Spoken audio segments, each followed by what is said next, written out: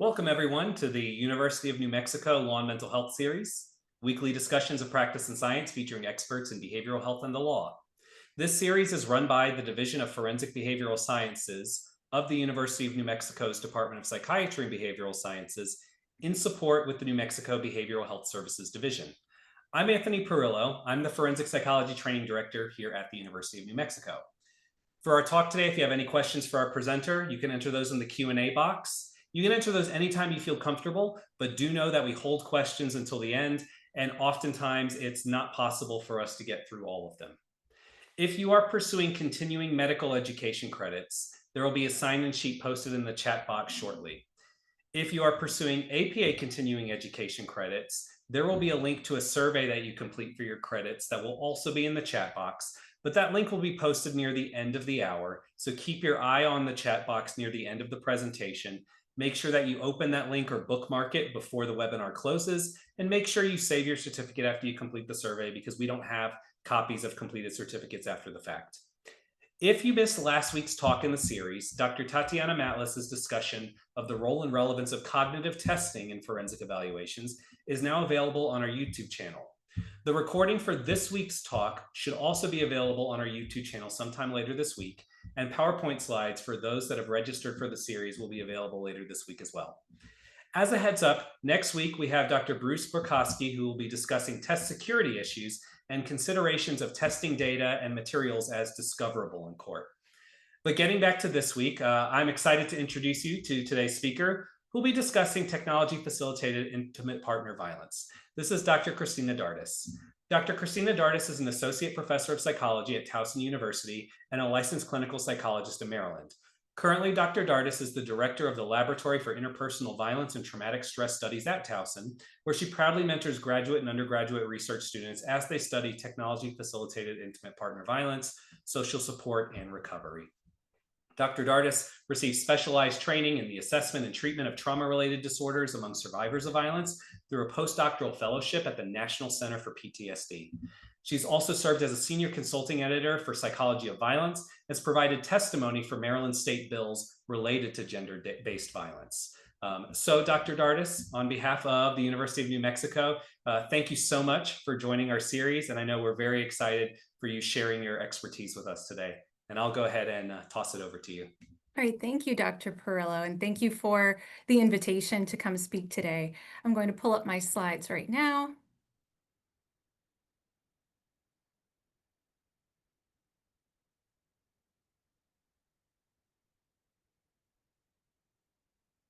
Okay, hopefully everyone can see those fine. We're clear and good to go. Thank you, Dr. Perillo. Okay, so as you see, the title of my talk is He Knows Where I Am Right Now, Understanding Technology-Facilitated Intimate Partner Violence and Its Effects. I'm going to skip past some of this, which has already been said. I don't have any financial arrangements related to this activity, and these views are solely mine and do not reflect the views, policies, and positions of the University of New Mexico. So as you might have seen already for today, we have a few learning objectives. In particular, we first want to look at what TF-IPV is. Then we'll talk about some of the effects of TF-IPV, tech-facilitated IPV, on survivors.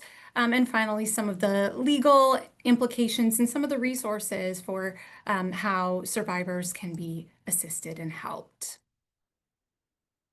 So first of all, I'm sure a lot of people already know this, but intimate partner violence refers to any form of abuse or aggression that occurs in a romantic relationship. Now, this can be in the context of a current relationship, or it can be with a former partner. So both of those forms can include intimate partner violence.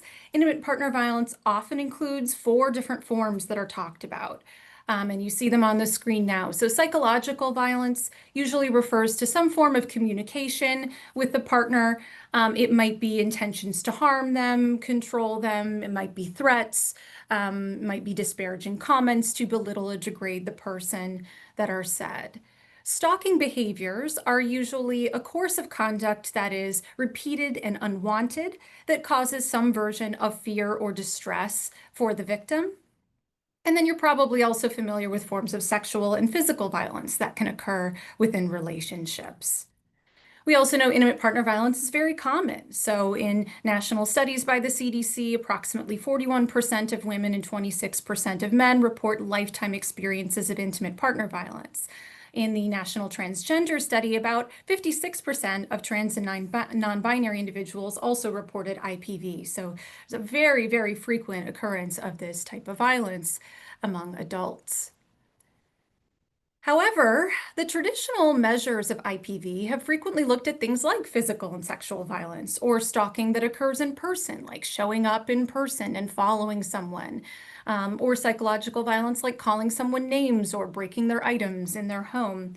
However, we now know through lots of news headlines and lots of publicity that this violence in relationships is really not limited to in-person activities. And technology really has become one of the next frontiers in domestic violence. So the focus today is really to shine a light on and understand these tech forms of IPV that occur. The origins of my interest of this were actually in graduate school. I'm, like Dr. Perilla mentioned, a clinical psychologist by training. When I was in training in grad school, I had a psychotherapy client in our campus clinic who was a college student who was distressed because her ex-boyfriend was messaging her incessantly on her phone, sending her messages. When she would check in on Facebook, this was back in around 2010, I would say. And so Facebook was the primary social media at the time. And you could do these check-ins where you would be essentially geotagged at a location, like, Sherry is at TJ's restaurant. When she would check into a location, the ex-boyfriend would then show up there shortly after. Or her friends would take photos together at a place, and then the ex-boyfriend would show up after that. And she said, I just don't know what to do to make him stop. And so, being the practitioner scholar that I am, and we're trained to be, I consulted the literature. What should I tell this young woman to do? And found that, as of then, 2010-ish, there was very little research on cyber stalking and how to prevent it and what to do about it and what it overlaps with. And so I decided I would start studying this for my dissertation and have continued to study tech facilitated forms of violence since that time. So what is tech facilitated IPV? First, we should know some examples of this behavior. Now, a lot of this research started out in a place of researching cyber stalking. I already mentioned that term was one that I initially studied, and turns out a lot of people did, because initially these behaviors were all really considered along the continuum of stalking behaviors. And as I mentioned before, stalking is repeated unwanted contact. And a lot of things you could be doing online would be those things. So really this research on TF-IPV overlaps a great deal with the concept of cyber stalking. So cyber stalking within relationships. So some of those behaviors include things like my former client mentioned, being excessively messaged or called by the partner or former partner, having their location tracked using social media or GPS technologies, surveillance or monitoring capabilities. So this can be done a variety of ways. People can remotely tap into your webcam. People could snoop through your messages if they have access to some apps that you use. They could use hidden cameras. They could use stalkerware apps. If you're not familiar, stalkerware apps are apps that are installed on your phone that maybe look like a regular app, but they're really sending someone else information, which could be your location, which could be key logging, meaning what you're typing, and things like that. IoT is an acronym I use here that I'll get back to in a moment. It refers to Internet of Things. And so those are your smart home devices. So we'll talk about some examples of that in just a moment here and how those can be used to harm another. And then, logging into someone's online accounts, their Instagram, their LinkedIn, their other social media, making modifications, making deletions. There was a very famous case of a person whose ex-partner wanted to retaliate against them. And this was a gay couple. And so the ex-partner created a fake Grindr profile using their ex-partner, the victim's pictures, and said in it, I really like rape fantasies. Show up at this address and engage in this rape fantasy with me. And people were showing up for months and months and months to engage in this rape fantasy, what they thought would be a consensual behavior, but was really this ex-partner, using these technologies in order to stalk by proxy, we might say, with these other individuals, their ex-partner.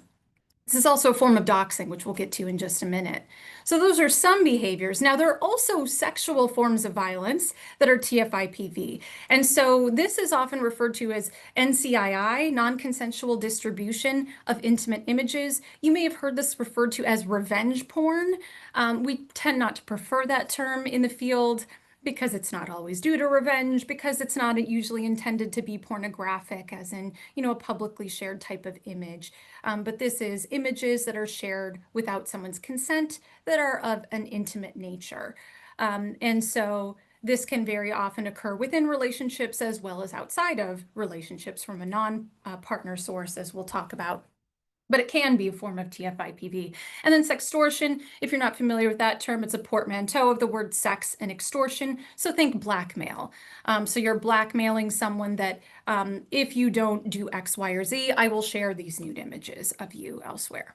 Okay, so those are all forms of TF-IPV that are like sexual violence enacted through technology. And then there's forms of psychological violence that are enacted through technology as well. So this is where those messages or calls are more threatening in nature. We would typically think of that as psychological violence, in this case, psychological tech-facilitated violence. Sometimes this is explicit threats. I'm going to harm you, or an image of a weapon. It doesn't have to be. These can even be implicit threats. So for example, let's say that you once as a couple watched a movie that included one of the partners falling down a mountainside and being seriously injured. The ex-partner could send an image of a mountain, an emoji of a mountain, and it might have, within the context of your relationship, an implicitly threatening meaning. And sometimes perpetrators will know well enough not to explicitly threaten, but make other more implicit threats.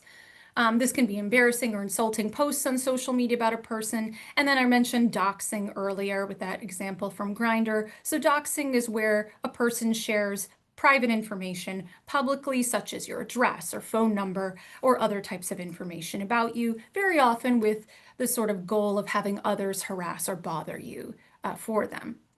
So all of these together are forms of violence that can be enacted online, or what we might call tech-facilitated IPV. To give you a few examples from qualitative research I've done, my colleagues and I, this is a sample of IPV victims in Southern California, a diverse sample of community residing women. And so here's some quotes for them. Planting tape recorders, he would hook it to the computer. He spent 4 years placing cameras everywhere in the toys and the stereo, even in the rice things.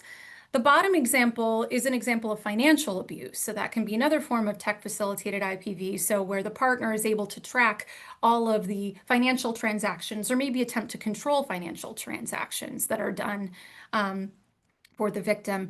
And then you see this mention of Life 360. It says, we have Life 360. He knows where I am right now. So as they say here, Life 360 is supposed to be an app for families, very often to use with their children. So you can track where your kids are. Maybe you even do this if you have kids, where you're sort of seeing where they're at, making sure that they're safe or where they say they're going to be. But these same apps can also be used to, unfortunately, stalk partners and former partners. I mentioned I would say some examples with Internet of Things or smart home devices. This is a great example from an article by Penzi Mugen-Slakoff in 2021. So smart home devices are often interconnected. In this example, there is a couple here who use an Amazon Echo with a Nest thermostat, a Ring doorbell, and a touchpad smart lock.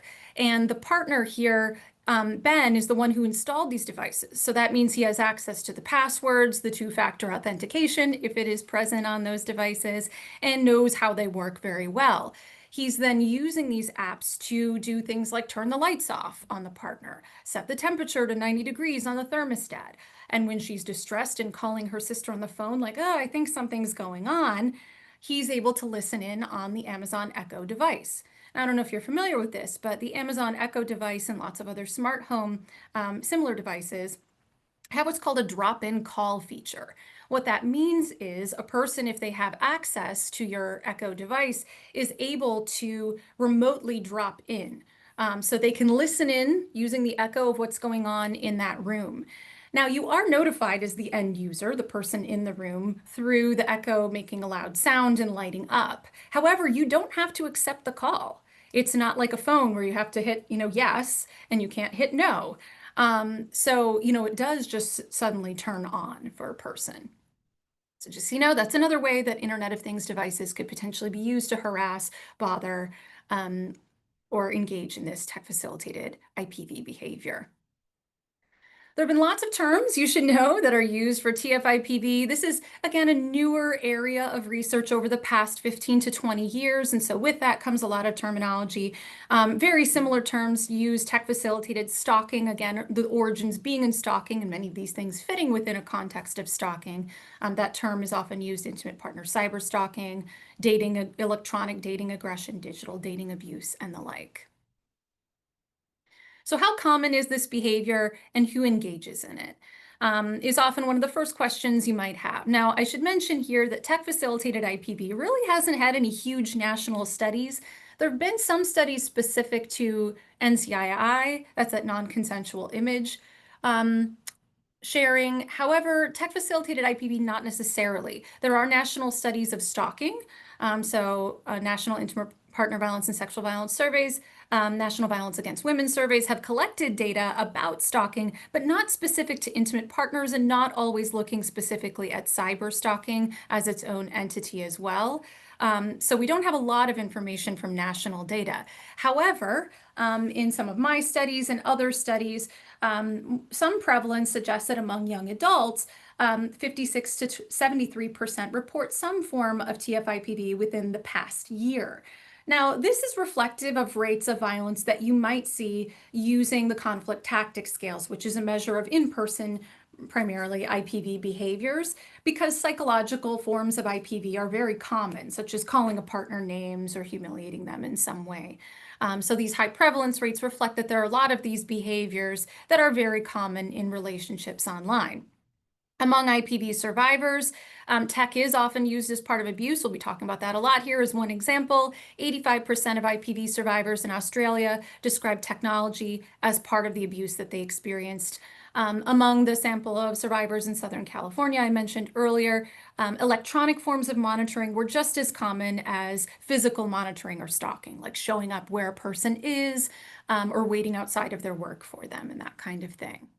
And this was even about a decade ago, before some of the technologies that we have now were very prevalent.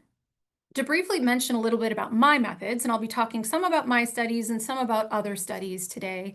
My studies are online surveys that have been conducted over the past 13 to 14 years with college students. I use behaviorally specific questions, which is important to do because not everyone who experiences stalking would call it stalking or knows what stalking would be is in terms of a researcher or legal definition. And same thing with NCII. So we ask things like, did someone share or threaten to share a sexually explicit image or video of you without your consent? That's NCII. And then TF-IPV or cyber unwanted pursuit behaviors are often assessed using questions like, did an intimate partner send threatening text to you, use GPS or social network check-ins to monitor your location, etc. A couple of my studies focused on this form of TF-IPV and cyber pursuit after a breakup, and some studies have looked across the time during relationships as well. So I'll try to be specific when I talk about those studies of which type of sample and what we were assessing. So one of the questions that people often ask is this a gendered crime? Well, in general, stalking is experienced by more women. More women are victims, and more when men tend to be perpetrators in more national studies looking broadly at stalking. Among my study of college perpetrators of stalking, this was post-breakup pursuit behaviors among, again, college young adults, 18 to 25. I found that women engaged in more excessive texting behaviors toward their ex-partners, so sending lots of messages, repeated messaging, whereas men engaged in more of that NCII, the sexual forms of sharing images, threatening messages, and men also were engaging in more GPS and hidden camera and webcam kinds of tracking. In systematic reviews on this topic of gender and engagement in these behaviors, there have been some mixed results.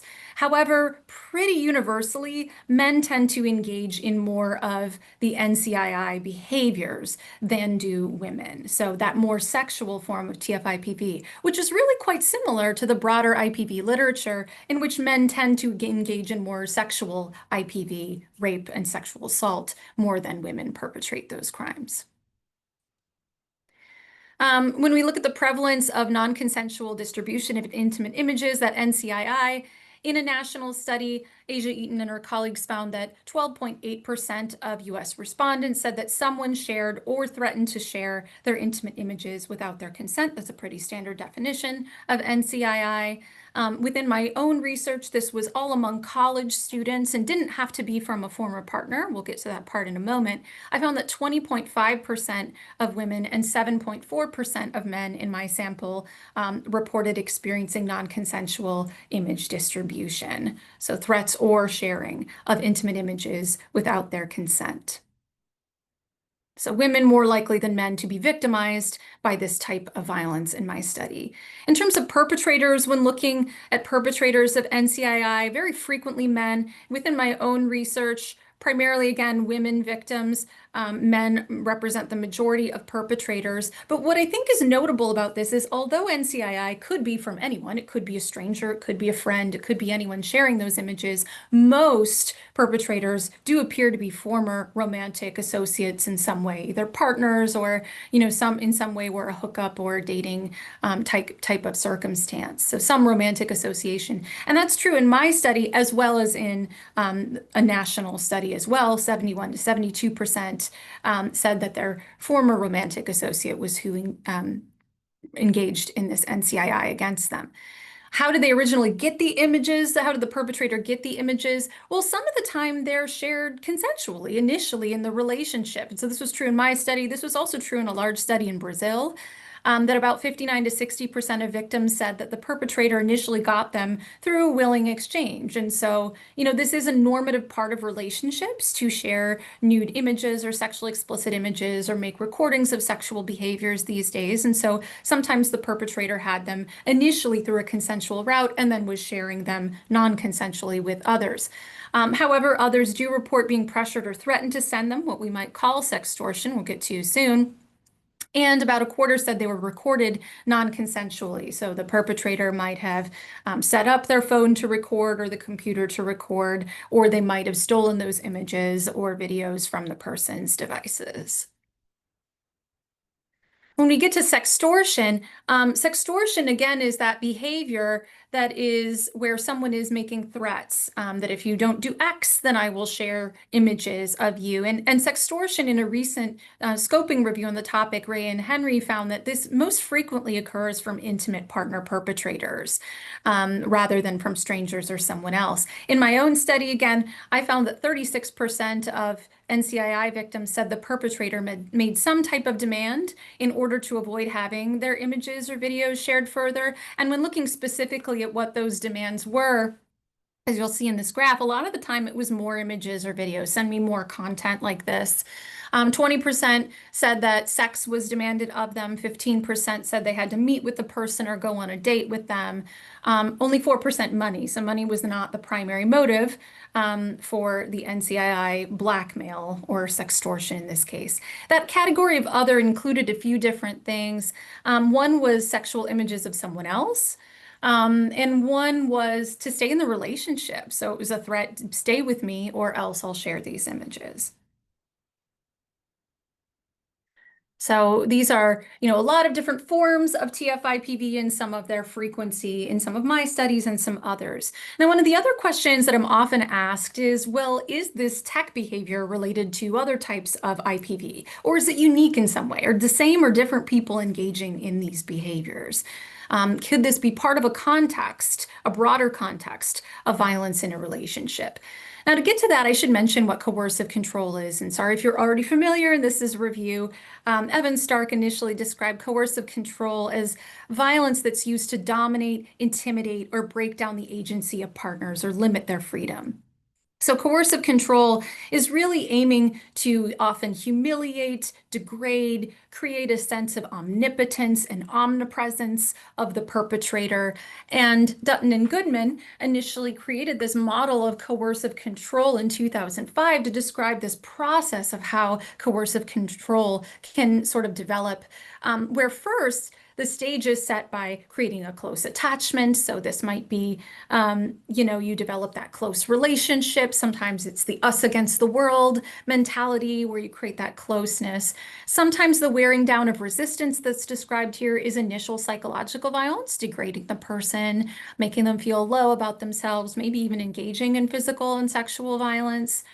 And then after that point is when the coercive process can really begin, because a person is able to say, do this or don't do this. And if you don't, then here's what's going to happen. And those threats are made credible by the fact that you've had this wearing down of resistance. So for example, if you previously had violence in the relationship and it's don't go here or do this or else this violence will happen again, that's a pretty credible threat. It's happened in the past.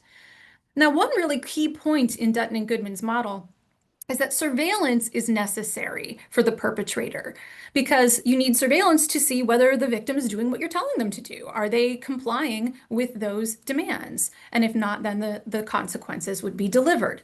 So technology fits pretty well into this cycle of coercive control, I believe, and many others have as well.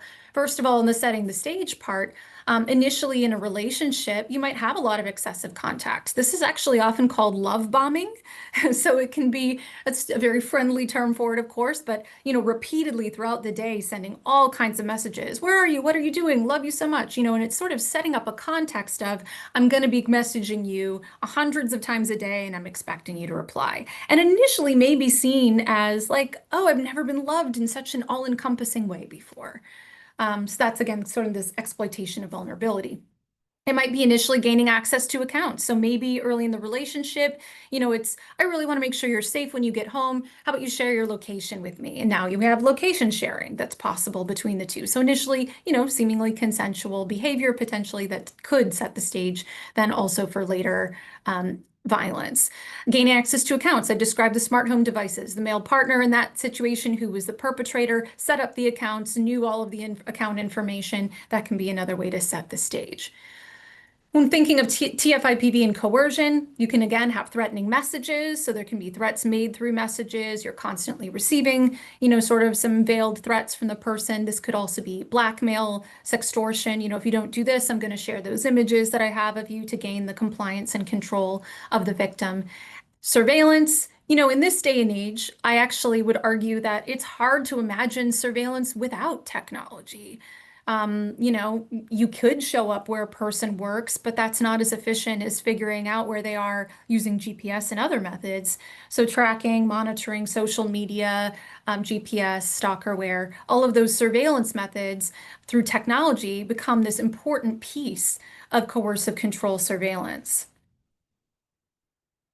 And then the threat and consequences could be NCII, could be doxing, could be, more physical forms of violence as well, which again continues to wear down resistance, leading right back into that cycle again. So in theory, TF-IPV has places sort of throughout this cycle of coercive control. So one question then is, are TF-IPV and offline IPV related to one another within research studies? Are people experiencing these behaviors together? Are they more separate? In a meta-analysis, tech-facilitated and what's often called traditional or face-to-face IPV, like physical and sexual violence, are correlated. And then more specifically, to put some numbers to that, within one of my most recent studies, data hot off the presses, just collected within this past year, I found that 85% of those who experienced TF-IPV also experienced offline forms of IPV. So among TF-IPV victims, high rate of offline IPV experiences as well. And the converse is also true. So most college physical IPV and sexual IPV victims report TF-IPV as well. So kind of cutting both ways, victims of tech-facilitated experiencing offline, victims of offline experiencing tech-facilitated. And to make this even more explicit, within my research, as well as some other studies, experiencing TF-IPV increases the odds of experiencing other IPV forms, as you see here, pretty dramatically. 7 to 28 times the odds of psychological IPV, 6 to 52 times physical, 3.5 to 4 times sexual, and about 13.5 times greater odds of stalking. So certainly highly related, it appears, from these research studies. What about coercive control? Coercive control can sometimes be a little bit difficult to measure. In my most recent study, I measured this using the Women's Experiences of Battering scale, which I created a more gender neutral term instead of just women's experiences studied on this scale. And it measures really the extent to which a victim feels dominated, isolated, that they're being controlled, that they don't have agency. Among TF-IPV victims in my study, 26.7% reported experiencing coercive control. I used a score of 20 and above on that measure, as has been used in some prior research, compared to 8.8% of people who experienced IPV only without the tech-facilitated component. So higher rates of coercive control when experiencing TF-IPV versus IPV alone. And this is college students who experience violence during or after relationships. We can also see relationships between violence during a relationship and TF-IPV after a relationship. In some of my studies, IPV during a relationship was correlated with experiencing cyber pursuit after and perpetrating cyber pursuit after. Highest correlations have been found with physical IPV, particularly for men. And I also found that IPV and stalking at an initial baseline time point was associated with increased rates of cyber stalking 8 weeks later. Now, some research studies have found evidence for both directions. So IPV in person leading to TF-IPV, TF-IPV leading to later in-person IPV. So both directions have actually also been found. Now, turning to NCII a little bit, NCII, as I said before, isn't always perpetrated by a partner or former partner. However, in one of my recent studies on NCII among college students, I found that when a romantic perpetrator was the perpetrator of NCII, someone who's a current or former partner or a romantic hookup, there were higher rates of psychological, physical, sexual violence, and offline stalking than when the perpetrator was a friend or stranger. And to show some more numbers of frequency for that, this is the frequency of various forms of victimization when the NCII was from a romantic partner in sort of the red or burgundy there, compared to a non-romantic source in the gray. So as you see, much higher frequency of each of these forms of offline violence, more similar frequency of cyber stalking and cyber pursuit behaviors.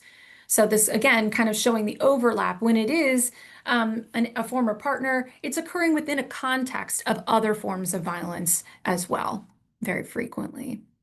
Now, you might wonder from this too, oh, sorry, just a second. So just to summarize, TF-IPV does look like an extension of violence in relationships. It is highly related to experiencing other forms of violence in a relationship and may occur within a context of coercive control in those efforts to dominate and isolate a partner. Now, another question that I've often been asked is this even upsetting? Prevailing myth and belief among law enforcement as well as the lay public is that if it's online, it's not as real. It's not as upsetting as physical or sexual violence that occurs in person. And so that's been a question that's been asked repeatedly. Now, we do know that there are a range of negative health outcomes of TF-IPV and NCII. You see a range of them here that I mentioned, from PTSD and depression and suicidal ideation to then additional challenges, reputational damage for NCII survivors, we'll talk more about in a moment, academic problems, job-related stress, body image concerns, substance use, and many relationship problems. I'll show you some more specific evidence of this in a moment, but we know that even when you control for traditional forms of IPV, like physical and sexual violence, TF-IPV remains associated with negative outcomes such as PTSD symptoms. And in some cases, there's been evidence that women are in particular negatively affected by TF-IPV. They're more fearful, worried, and angry about the behavior than are men as victims.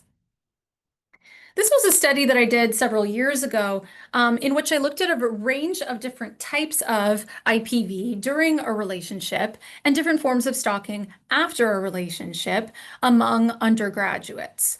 And what I was doing in this study is looking at outcomes of PTSD and depressive symptoms, and I used a dominance analysis. And if you're not familiar, what a dominance analysis does is you're able to sort of take a bunch of different predictors and see which ones seem to be most important. So you're able to calculate what's called a relative importance of each one in predicting the outcome.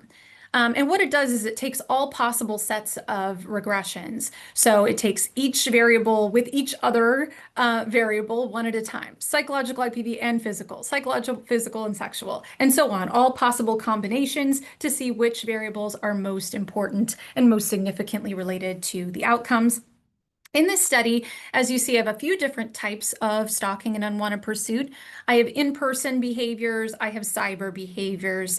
The bottom line from this study, though, was that what was called cyber excessive and threatening contact was most related to PTSD and depressive symptoms. And what that included were things like messaging someone constantly, threatening them through messages or phone calls, or engaging in NCII. So those behaviors were actually the most significantly related to PTSD and depressive symptoms, even when controlling for all of these other forms of IPV that occurred during the relationship and other forms of stalking after the relationship. So yes, it did appear from this study of young adults that TF-IPV is distressing, that this cyber unwanted pursuit was very distressing to the survivors.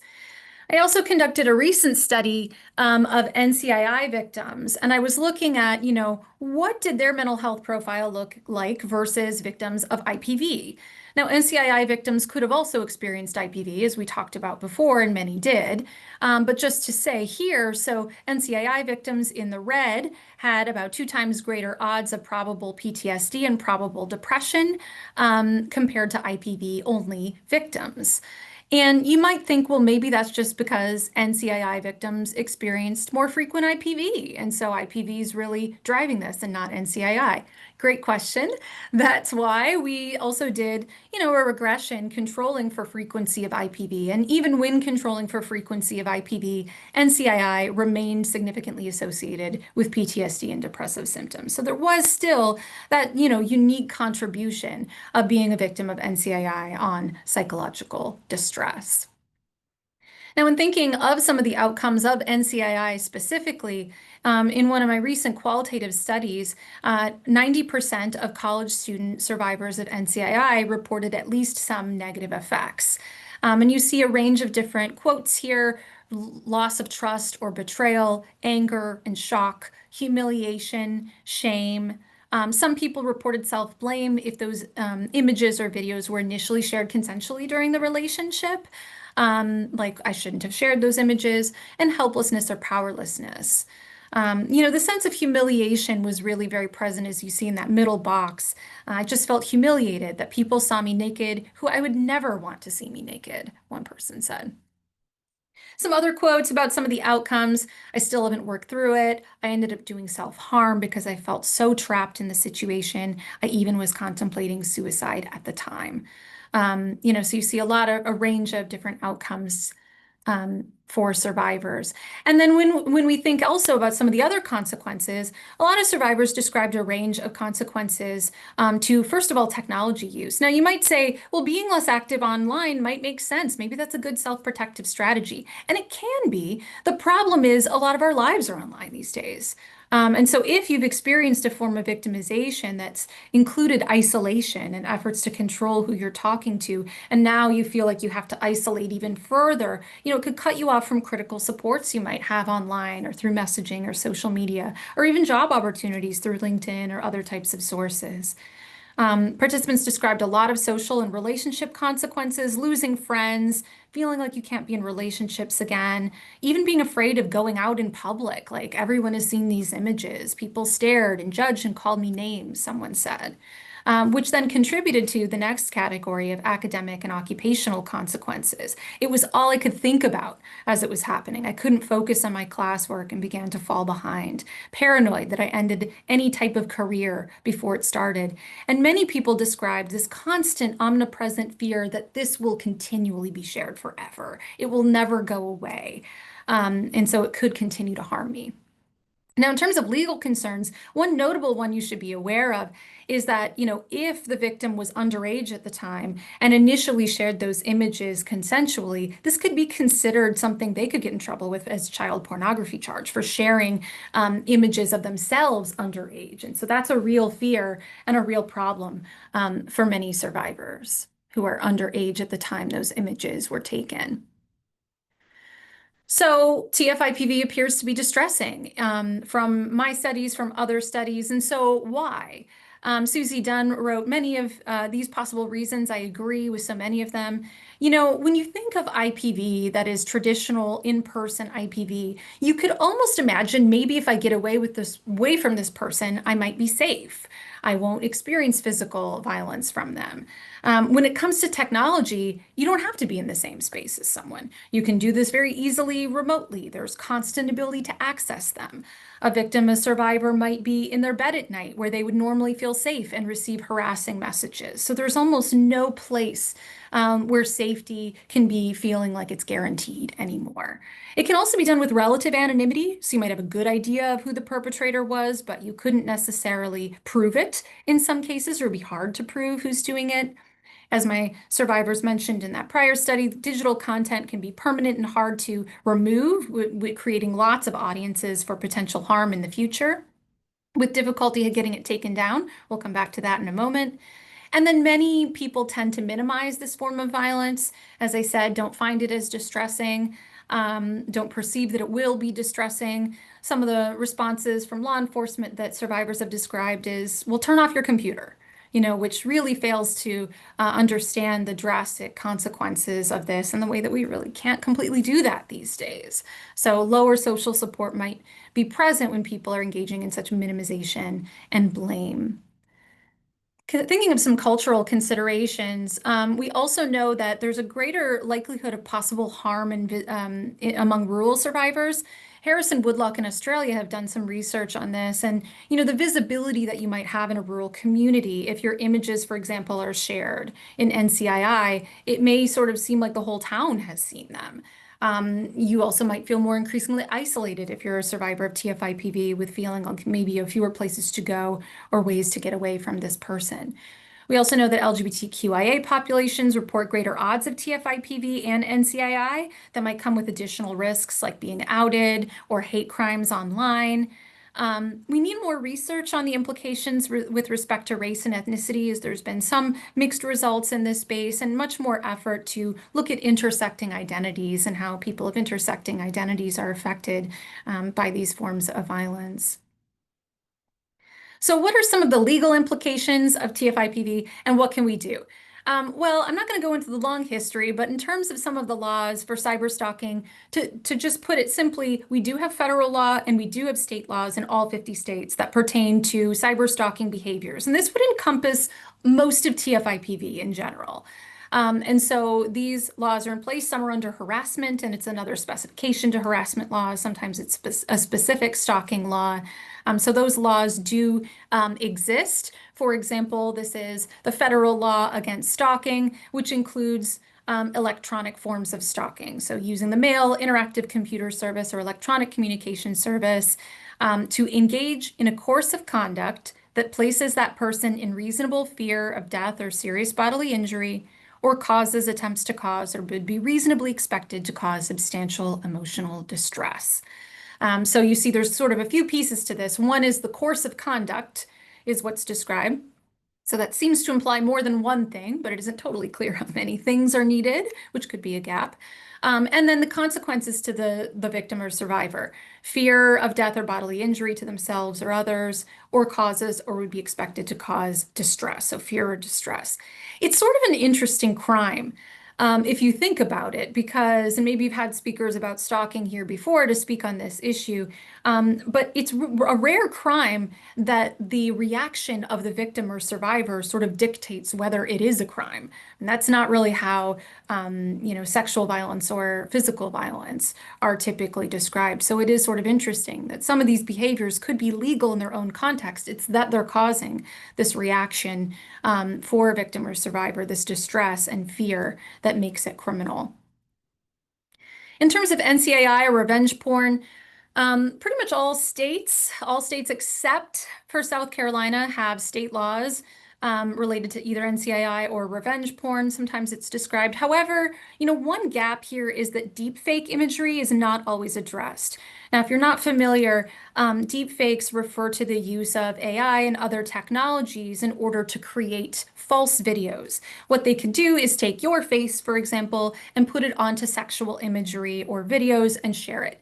And it's indistinguishable from real content. I don't know if you've seen some of these AI videos lately. I just saw some this morning that were supposed to be like AI created videos of animals jumping off a diving board into a pool, and they look pretty real. And so that's the problem. Even if this isn't an actual image of the victim, it could be just as devastating because others can't tell if it's real or not. So deepfakes need to be addressed in laws. Here in my own state of Maryland, this was recently put forward in the General Assembly. I testified in support of that law, and I'm happy to report that here in Maryland, deepfakes will be now included in our state law. So this is one thing to be aware of whether this is within state law across other states. One of the problems that's sort of, I don't know how much we want to get into this, but one of the problems for NCII has been Section 230 of the Communications Decency Act. Now, this was initially created to protect the internet's development and proliferation. They didn't really want a bunch of web platforms getting in trouble for everything that people posts on them, or they wouldn't be able to continue developing the internet. And so what they said is that basically, websites are not responsible for the content of people posting on them. And that makes some sense if you're trying to, allow for proliferation of the internet, as they said, or reduce, First Amendment concerns. The problem is then these large tech companies haven't felt a responsibility to remove content that might be like revenge porn or NCII. And so there's been a lot of cases where, there hasn't been that takedown that people felt like they could do or that they would do. Now, recently, you may have heard about this in May, the Take It Down Act represents the first federal law against publishing NCII. And so now, once reported, platforms have to remove or disable access to NCII within 48 hours, or in theory, they could face some consequences. And they did explicitly include deepfakes within this legislation. Now, one of the things, though, that could still be a problem or a loophole to this federal law is that it really doesn't necessarily cover sending images to individuals. So while you can't publish this on a website, on Facebook, on another website, it doesn't cover email, for example, and it's not clear whether this would cover messaging or DM types of services. So, for example, if someone wanted to send an AI deepfake video of you to your boss, through email, probably this won't cover that. And so, that is one of the gaps to be considered with this type of law.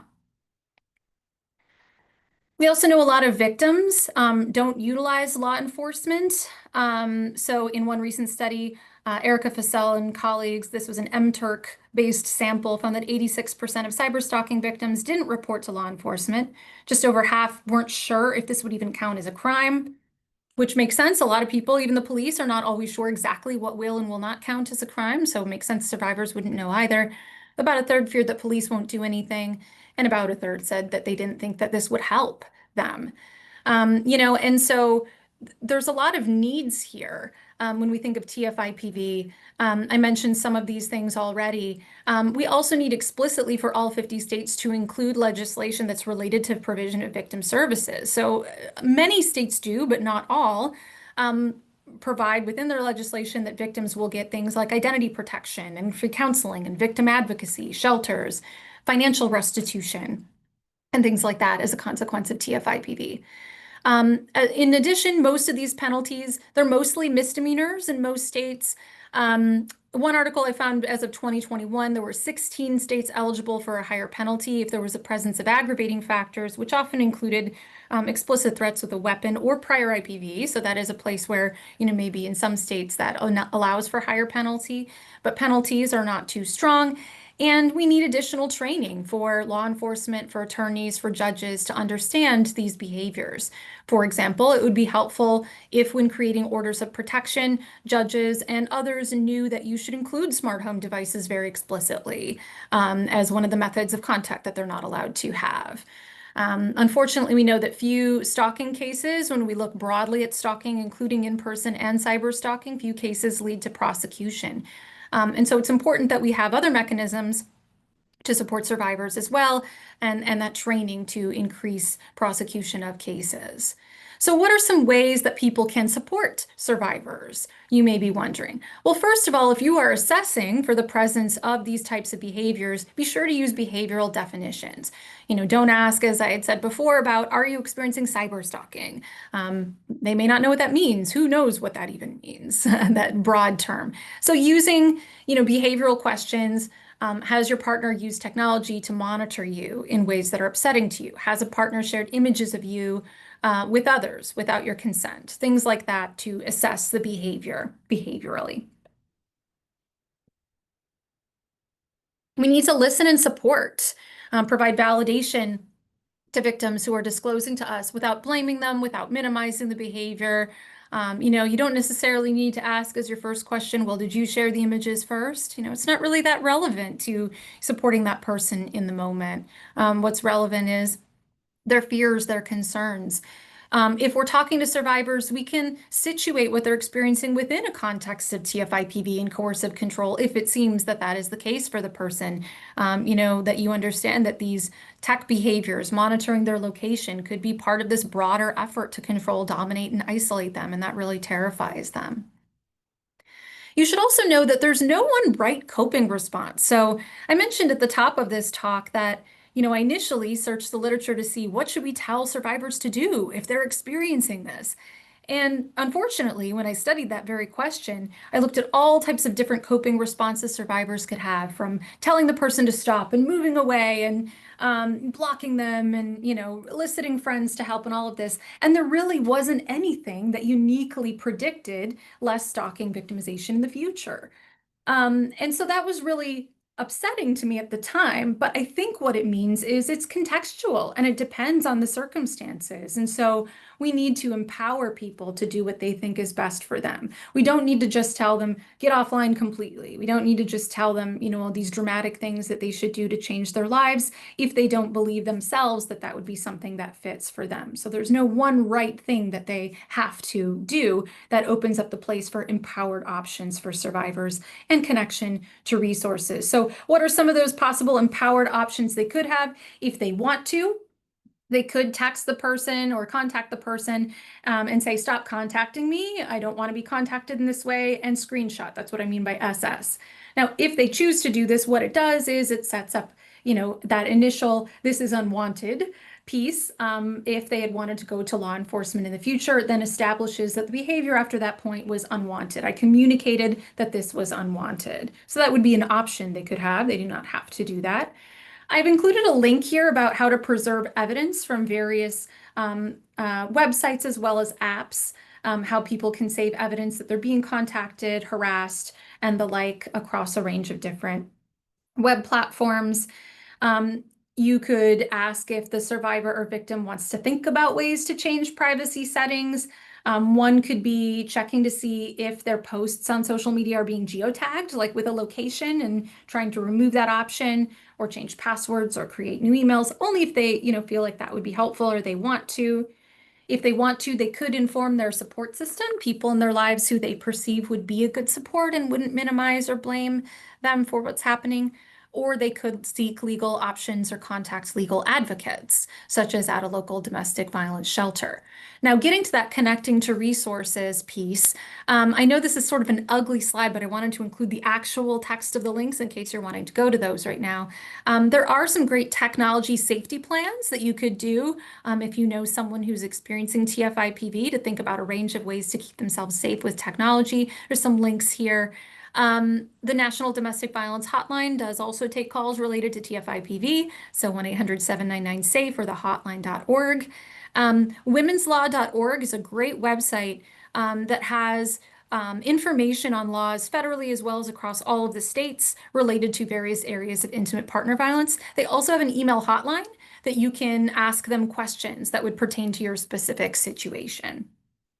So those are all some possible avenues for support and further resources for survivors. I know I'm running out of time, so I'm not going to go into detail about this last part about the tech industry, but there really is responsibility that the tech industry needs to have for some of these technologies they're creating. I think the only thing I'll emphasize here is this idea that it might be wise to include survivors of IPV when designing different technologies and to use what they call as Black Mirror brainstorming, which is thinking of the worst possible ways that a bad actor could use that technology and designing against them. And in this case, the bad actor being a violent partner, and then thinking about ways that protections could come into place on the app to prevent that usage. So to summarize, for today, TF-IPV appears to be very common. It co-occurs with other forms of IPV. It may exist within a broader context of coercive control or behaviors that are intended to dominate or isolate or control a victim. They are distressing to survivors. It's not just digital. Those effects really transcend the online sphere to real life. Survivors often struggle to get some of the assistance they need, and so training for mental health and law enforcement professionals is needed in order to support survivors effectively. I want to thank you all for your time and attention today, and I will be prepared to answer questions. Thank you so much, Dr. Dardis, Tina, for that thorough overview of the scope of this issue, including some empowering, perhaps, considerations for people who might experience some of these issues in terms of how they can empower themselves and protect themselves in various ways. Thank you. Of course, yes, we do have a number of questions. We are a little short on time. We'll just get to a couple of them. I do want to point out for people, of course, that in the chat box, there is the link to the webinar, or link to the survey for the APA credits. If you want to pursue that, it is right there. Somebody did note when you were talking about the different laws in effect, they said South Carolina actually did pass a revenge porn law last month. Oh, great. I quickly looked up a ceremonial signing May 29th. Awesome. So yes, we're 50 for 50 now on that. All right. Yes. Somebody asked, when you get into thinking about the people that do engage in this non-consensual intimate image sharing, are there particular risk factors that we've found that make people more likely to engage in such behavior? Yeah, that's such a great question. And the truth is that we've really not studied a lot about perpetrators of NCII at this point. A common thing in violence is we study victims first and perpetrators second. And that's been true of this as well. There is a little bit of research looking at perpetrators. Like I said, it is very often former partners. Some of the cases have been revenge related, as the term suggests, as being one of the motives. However, some describe sharing these images like with friends, like wanting to look cool or, gain cred. Very often, young adults, when they've done studies, adolescents, it's, my friends thought I was cool because I had these images. So, I think there's not just that revenge motive as well. And there's really a need for a lot more research on perpetrators of NCII because, as I don't think I mentioned this, but, victims may not be aware of all of the behavior happening. So to assess only victims is really not capturing it. Perpetrators will know much more than the victims do.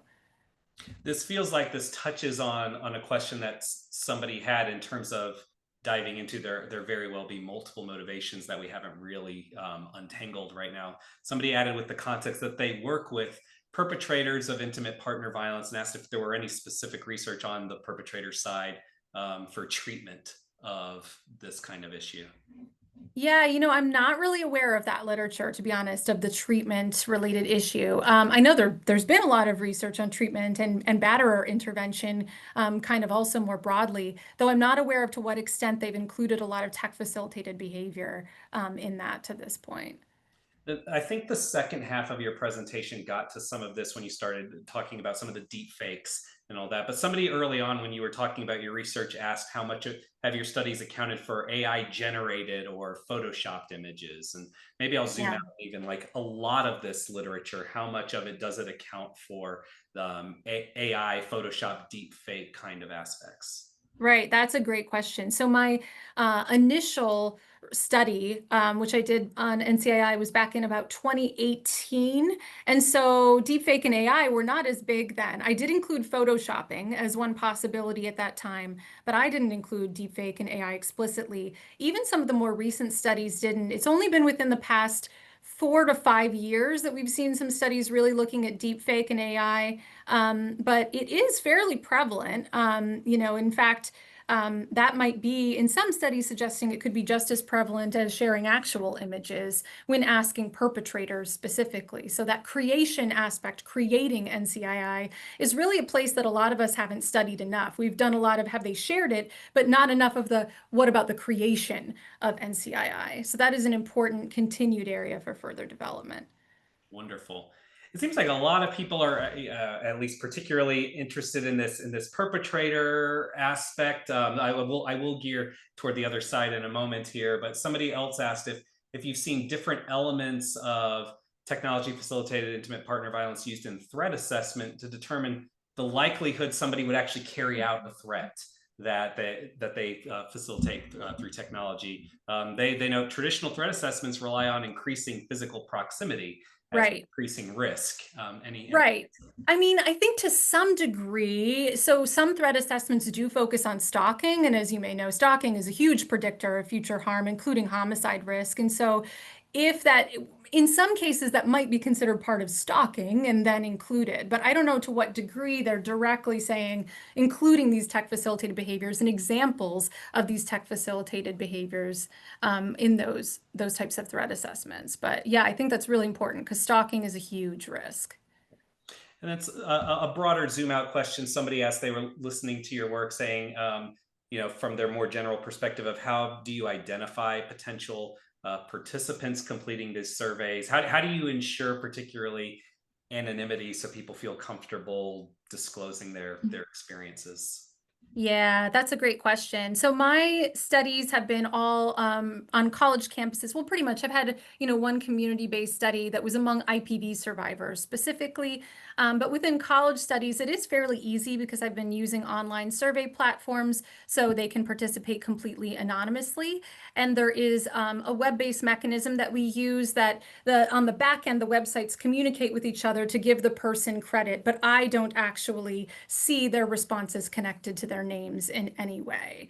And so I am able to ensure to them that their confidentiality is protected in those cases, which is important to me because I'm on a college campus and I'd actually have to disclose it to the university under Title IX if I were aware of those violent behaviors against a specific person. It's Dr. Dardis, Tina, thank you so much. First of all, of course, of the work that you do in this area, and then also for sharing all of this information for our audience. You can tell we're not able to get to all of the questions, of Sorry about course, that. but very well received. And thank you so much for all the work that you Thank do you. in this area. That does wrap up this week's Law and Mental Health series. Next week, we have Dr. Bruce Burkowski, who will be discussing test security issues and considerations of testing data and materials as discoverable. Also, as a heads up, I will be away for the month of July. Dr. Kaiser Marshall will be stepping in for me for Law and Mental Health series that will be occurring during that time. But I will see you when I return in August. We hope to see you next week for another great discussion of issues in behavioral health and the law. And until next time, take care.